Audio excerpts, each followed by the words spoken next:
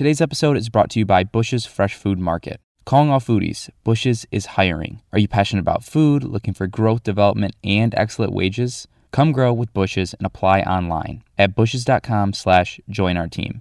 That's Bush's, BUSCHS.com/join our team.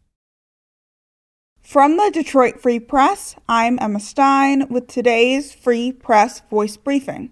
It's Wednesday, May 18th, 2022. A Michigan judge has issued a preliminary injunction against the state's 1931 abortion law, finding that Planned Parenthood is likely to win in its lawsuit claiming the ban is unconstitutional. A leaked draft of the U.S. Supreme Court's decision regarding Roe v. Wade indicated the law would be overturned. If that happens, Michigan would fall back on a 91-year-old law that makes abortion a felony in nearly all cases. The leaked draft has sparked mass protests in Michigan and across the country. This new ruling means that the state can't enforce the 1931 law if Roe is struck down. The judge said, quote, "If enforced, the 1931 law will abruptly and completely end the availability of abortion services in Michigan.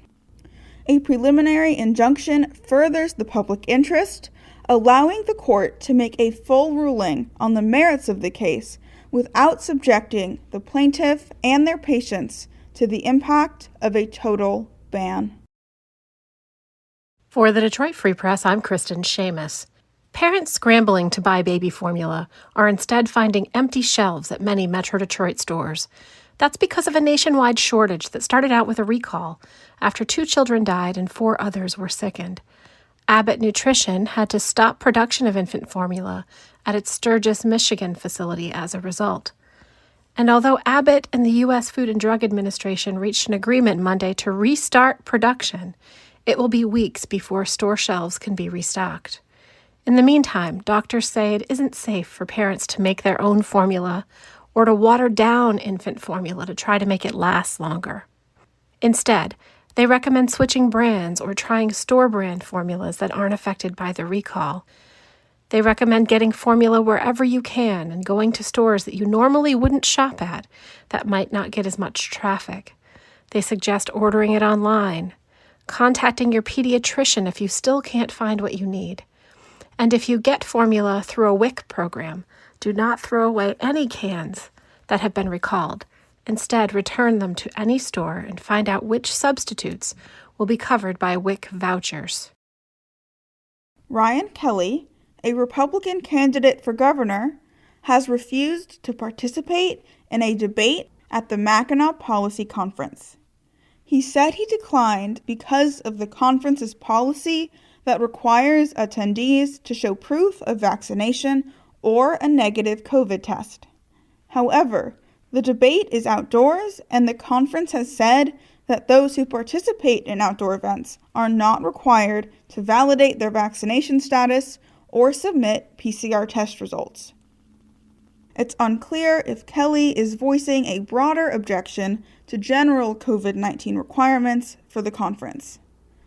Several of the other Republican candidates for governor have said they are vaccinated. I'm Andrew Hammond for the Free Press Sports Department.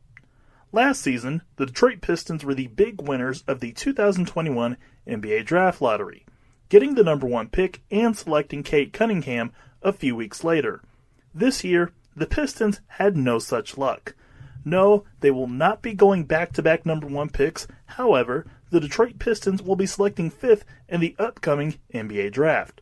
The Orlando Magic picked up the first pick in the draft, and they will most likely be selecting either Chet Holmgren or Jabari Smith of Auburn. Among the players the Pistons may have their eyes on, look at Keegan Murray of Iowa and Jaden Ivey of Purdue. Regardless where the Pistons pick, there is a good chance the next important piece of the rebuild is on its way.